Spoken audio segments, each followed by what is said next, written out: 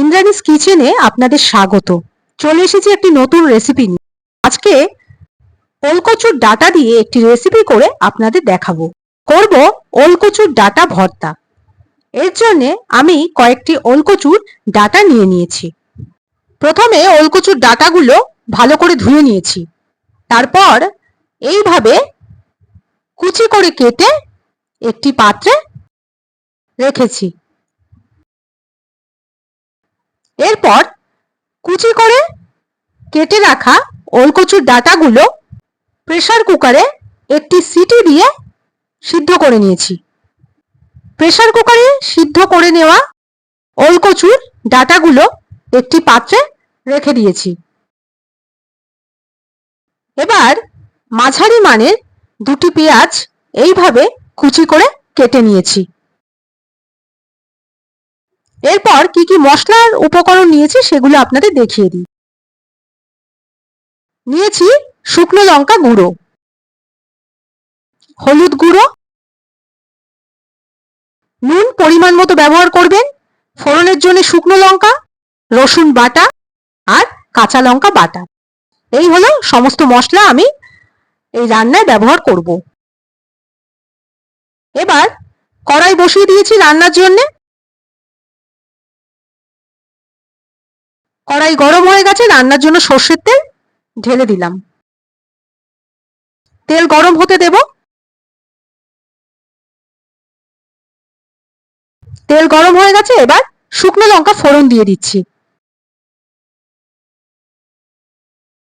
ফোড়ন ভেজে নেব।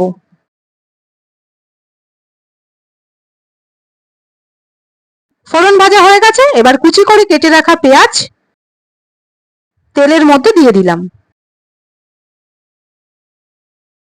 এবার গরম তেলে ভালো করে পেঁয়াজ ভাজতে থাকবো। পেঁয়াজ কিন্তু লাল করে ভাজতে হবে।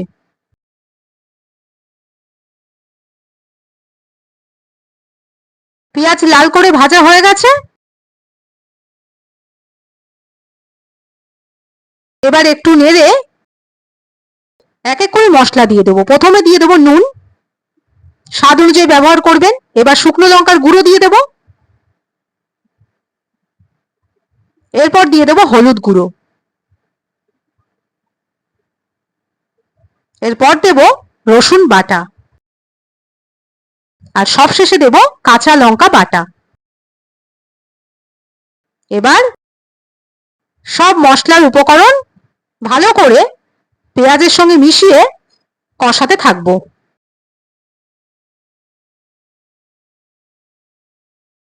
এইভাবে কিছুক্ষণ নাড়তে থাকবো মশলা কষানোর জন্যে। দেখুন মশলা কষানো প্রায় হয়ে গেছে। এবার আমি কষানো মশলার মধ্যে দিয়ে দেব পরিমাণ মতো জল। জল দেওয়ার পর আবার ভালো করে মশলা কষাতে থাকবো।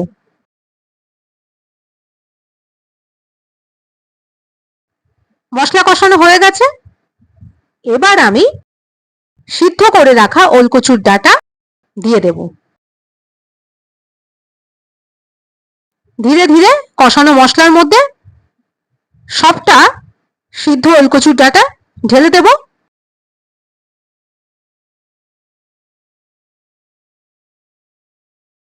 এবার কষানো মশলার সাথে ওলকচুর ডাঁটা ভালো করে নেড়ে মিশিয়ে দেব এবং কিছুক্ষণ এইভাবে নাড়তে থাকবো। নাড়ার মধ্যে এইভাবে রাখতে হবে।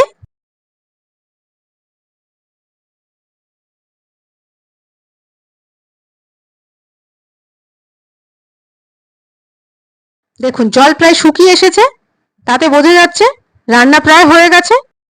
আর একটু নাড়বো। দেখুন এবার জল কিন্তু শুকিয়ে গেছে আর ভাজা ভাজা হয়ে এসছে। এবার আমি নামিয়ে নেব। ওলকচুর ডাঁটা ভর্তা একেবারে রেডি। গরম ভাতে, রুটি, লুচি, পরোটা সবকিছুর সাথে খেতে কিন্তু খুব ভালো লাগে। এই রেসিপিটা আপনাদের কেমন লাগলো কমেন্ট করে কিন্তু অবশ্যই জানাবেন।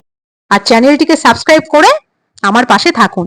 ভালো লেগে থাকলে একটা লাইক করে দেবেন আর প্রিয়জনদের সাথে একটু শেয়ার করে দেবেন। সবাই খুব ভালো থাকবেন। এই ভিডিওটা এখানেই শেষ করছি। টাটা।